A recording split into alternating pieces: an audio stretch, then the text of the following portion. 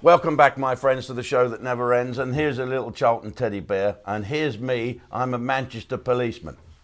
And that...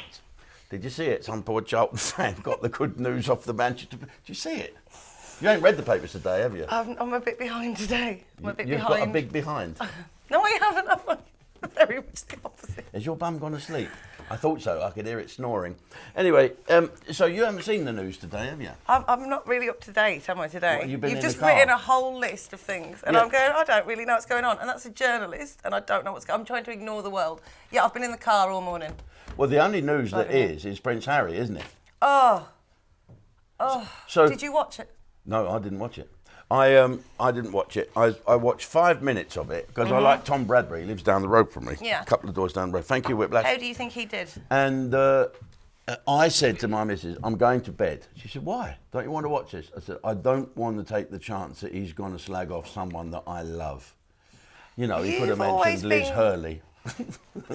You've always been quite sympathetic to him, haven't you? Yeah. Because obviously you met him, and obviously but do you not think now, Jim, surely you must look at it and say he's deluded, he's self-obsessed, he's lost all sense of self-awareness.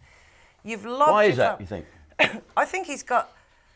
It's obvious, he was never like that, he was a great guy. He must have always had a streak, no? That's been very much protected from the royal family, by the royal family, and by these people that he's now slating. There must have always been an element of this sort of narcissism, an element of these streaks already there that's been kept out of the press. She's now come along, who I absolutely agree is toxic, and now he's showing himself for what he is. But I think it's just... I don't think he is showing himself for what he is. I think he's showing himself of what she wants him to be. That's the thing, and all this going on about just Prince Harry is a bit strange because he blames the press for everything. And now he's just given them the biggest present they've ever had. Yeah, but does anybody need to know the level of detail? I mean, he's circumcised, his brother's circumcised. Oh, he shagged that bird in a field. Who's circumcised? Prince Harry and Prince William. Really? Do we need to know this? No, nobody needed to know this. I never had that as a kid. Thank heavens they cut a bit off the end before they know how long it's going to be. That's ridiculous. Anyway, some say if he has circumcised, they threw the wrong bit away.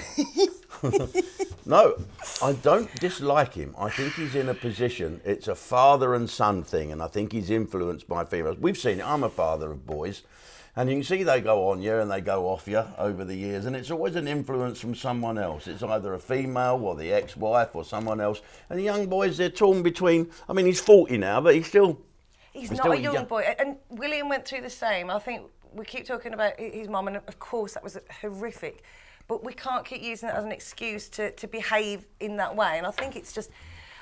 And the fact that Harry, who was fought in Afghanistan and whatever, got bashed up by an RAF officer. I think, like we said, simultaneously, you're sort of boasting about, killing 25 members of the Taliban, and then going, oh, and my brother beat me up, and I called my therapist. Because that's another one. His brother apparently beat him up. He was straight on the phone to his therapist, who he's obviously got on speed dial. But then when he's talking about his wife, who apparently needed mental health help, there was nobody that could help her. Well, you've got your bloody therapist on speed dial. Clear. It's just all... I know, it is a little bit, but let's hope that it doesn't affect the king too much. Now, here's the question, everybody, and you must put this in the comments. Should Prince Harry and funny Meghan be allowed or invited to the coronation? Should the House of the King... Great track by Focus, that was in the 70s.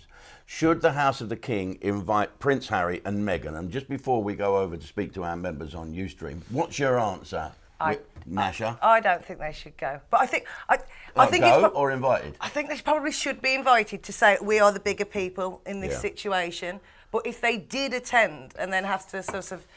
I mean, they can't, can they? Why aren't they giving up their titles? I know he was asked that, and he went, what difference would that make? It's like, well, you are living off this title that you quite clearly hate from an institution you despise. Do you think they should go? Do you think they should be invited? I think they should be invited. I think it's imperative that and the king will want to invite his son, no matter what. I mean, blood is thicker than water, and royal blood is the thickest of all. I think, Your Majesty, you should invite him, but if you get a letter back saying he's not going to come, me and Nash will come, sir. Your Majesty, we'll be there. Don't you worry about that. So if you do some of your little quirky jokes, at the back of the room you hear, which is sort of the gnashy, shrieky laugh. All right, let's go and see the... Oh, by the way, see ya.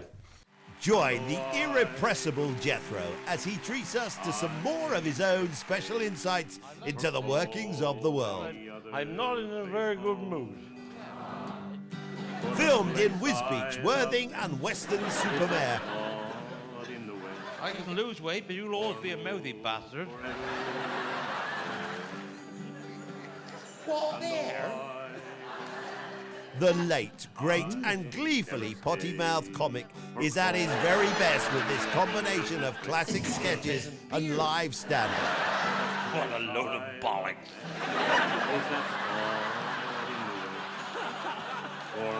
And there's a woman come and sit beside me. Right. I'm not narrow, but her ass was that wide. Between us, we had one cheek in the aisle.